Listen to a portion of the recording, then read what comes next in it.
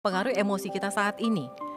Sehingga begitu menghadapi suatu permasalahan, kita akan ke-trigger dengan hal-hal yang pernah kita alami di masa lalu. Misalnya seseorang yang merasa, saya nggak mampu, saya nggak berdaya, saya nggak bisa apa-apa, saya nggak punya apa-apa.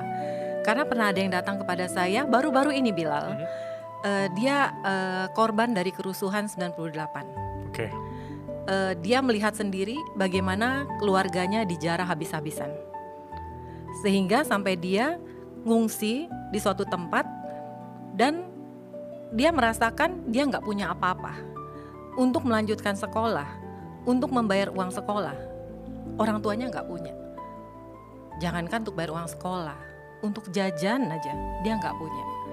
Dia hanya bisa melihat teman-temannya jajan di sekolah dan dia harus menahan kelaparan. Nah, di sana itu men-trigger dia yang sekarang sudah dewasa. Sekarang dia menjadi pribadi yang dewasa yang dia harus menghadapi kehidupan di dalam dunia ini. Sekarang dia takut, dok, saya sekarang mengalami panic attack. Kenapa? Saya bilang, dulu dok, saya pernah melihat bagaimana orang tua saya dijarah, kami gak punya apa-apa, bagaimana hidup kami susah, bahkan untuk makan aja susah, untuk jajan aja saya susah. Dan sekarang dokter lihat sendiri, keadaan ekonomi yang tidak menentu. Dolar luar biasa melonjak, rupiah sangat hancur dok. Saham, wah anjlok banget. Jadi dok saya sangat panik. Begitu saya melihat berita, begitu saya melihat bagaimana saham saya anjlok, itu panic attack langsung men-trigger saya. Saya takut, saya cemas. Bagaimana saya menghadapi kehidupan nanti? Apa yang akan terjadi? Bahkan kata orang diprediksi bisa lebih parah dok.